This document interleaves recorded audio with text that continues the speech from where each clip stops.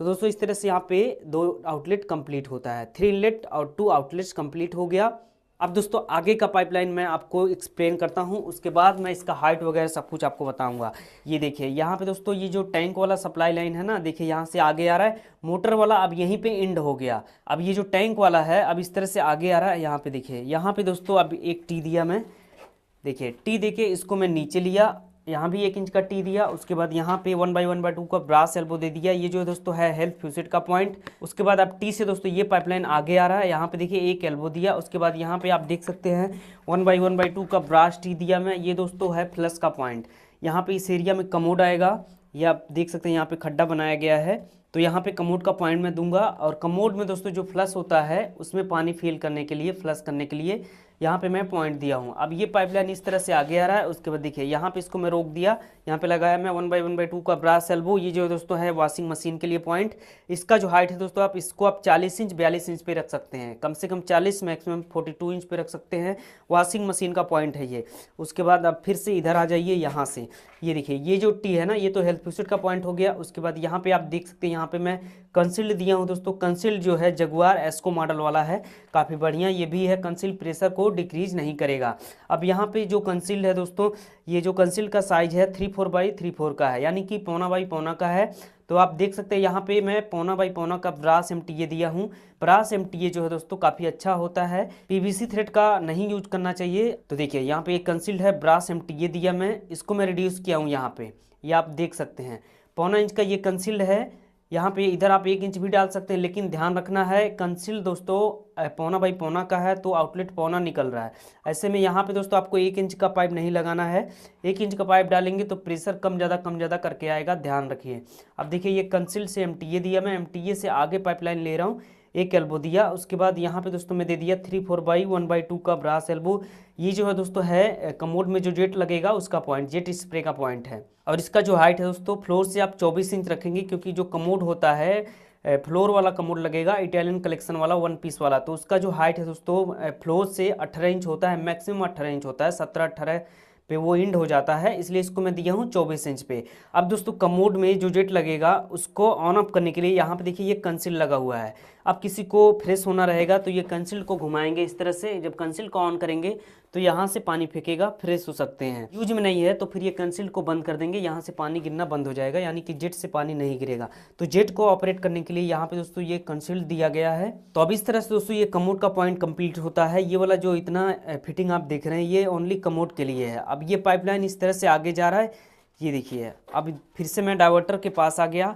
अब यहाँ पे दोस्तों मैं ये जो 3 इनलेट डाइवर्टर है इसका एडवांटेज आपको बताऊंगा कि इसको लगाने से आपको क्या फ़ायदा है। देखिए यहाँ पे दोस्तों अगर आप 3 इनलेट डाइवर्टर को लगाते हैं तो आपको 3 टैप लगाने की ज़रूरत नहीं है, कॉमन बाथरूम जैसा, ठीक है।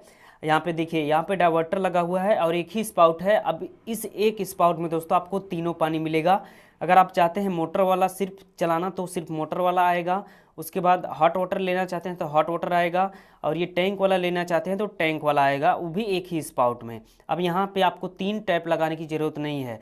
कॉमन बाथरूम में एक यहाँ पे लगा दिया, एक यहाँ पे लगा दिया, एक यहाँ पे लगा दिया। उसके बाद कंसील लगाते हैं, कंसील से दोस्तों शावर चलता है और उसमें दोस्तों हॉट वाटर नहीं जा पाता है, पानी मिक्स करने की उसमें कोई भी व्यवस्था नहीं होती है। अब इसमें सबसे अच्छी बात दोस्तों, इसमें शावर में भी जाएगा हॉट वाटर कोल्ड वाटर, उसके बाद नीचे स्पाउट में भी आएगा, पानी मिक्स भी हो रहा है और एक ही स्पाउट में तीनों पानी आपको मिल रहा है। सबसे अच्छी बात इसकी यही है। ये डाइवर्टर है, डाइवर्टर में खराबी जल्दी नहीं आती है। कार्टेज का वाशर वगैरह फेल होता है तो बहुत ही आसानी से इसका हर पार्ट मिल जाता है, चेंज हो जाएगा, कोई भी दिक्कत नहीं है। तो इस तरह से यहाँ पे दोस्तों ये डाइवर्टर इंस्टॉल हो गया है। कॉमन बाथरूम में दोस्तों देखिए 3 टैप लगता है, उसके बाद एक कंसील लगता है। अगर आप बढ़िया टैप लगाते हैं तीनों तो 2100 रुपये का टैप हो गया, उसके बाद 1000 रुपये का कंसील्ड हो गया, 3100 रुपये हो जाता है कॉमन बाथरूम में इतना फिटिंग करने पे, 3 टैप और ये कंसील्ड।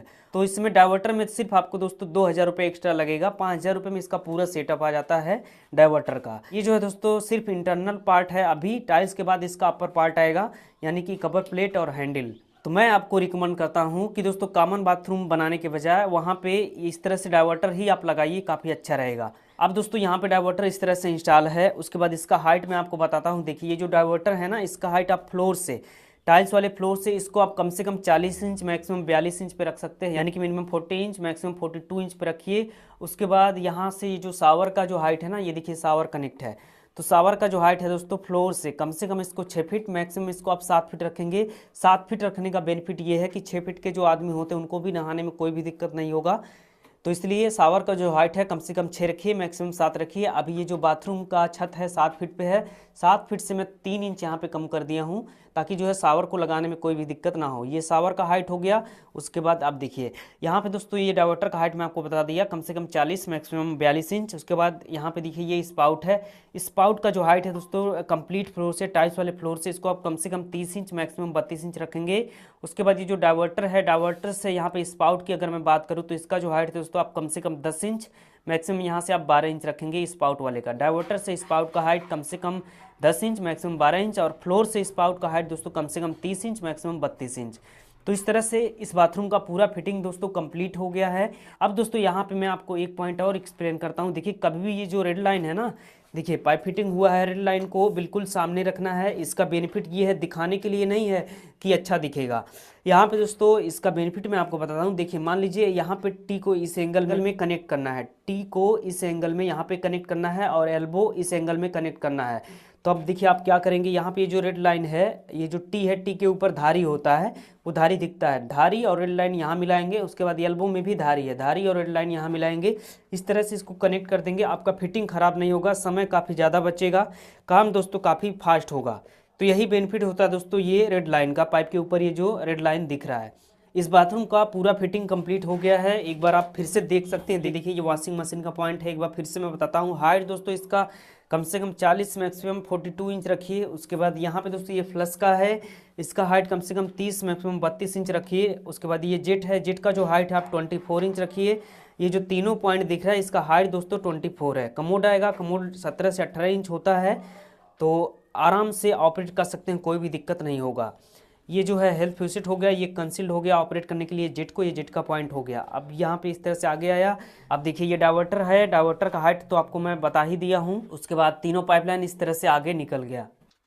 ये देखिए अब टॉयलेट में आ गया। टॉयलेट में दोस्तों यहाँ पे इसका जो पॉइंट का हाइट है कम से कम 14 इंच, मैक्सिमम 16 इंच। ये फ्लश है, फ्लश का जो हाइट है कम से कम 30, मैक्सिमम 32। अब बाहर जा रहा है, देखिए अंदर से अब यहाँ से बाहर आ रहा है, अब इस तरह से ऊपर जाएगा। उसके बाद यहाँ पे दोस्तों नीचे में दे दिया वॉश बेसिन का पॉइंट, इसका हाइट कम से कम आप 24 इंच रखिए।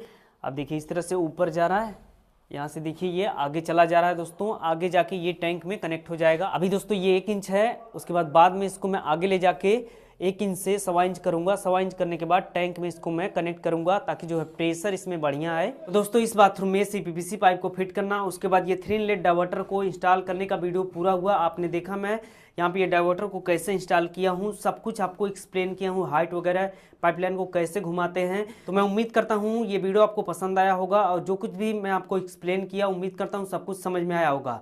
समझने में कहीं भी कोई भी कंफ्यूजन है तो आप नीचे कमेंट सेक्शन में अपना क्वेश्चन टाइप करिए, उसका रिप्लाई करने की कोशिश करूंगा मैं। और आप लोग दोस्तों चैनल पे नए हैं तो चैनल को सब्सक्राइब कीजिए, उसके बाद बेल आइकन को प्रेस कीजिए, ऑल पे क्लिक कीजिए ताकि मेरी आगे आने वाली सभी नई वीडियो का नोटिफिकेशन आप तक पहुंचे और आपसे कोई भी नई जानकारी मिस ना होने पाए। तो दोस्तों इस वीडियो में बस इतना ही। इस वीडियो में मुझे आपको इस CPVC पाइप फिटिंग के बारे में, उसके बाद ये 3 इनलेट डाइवर्टर के बारे में अवेयर करना था।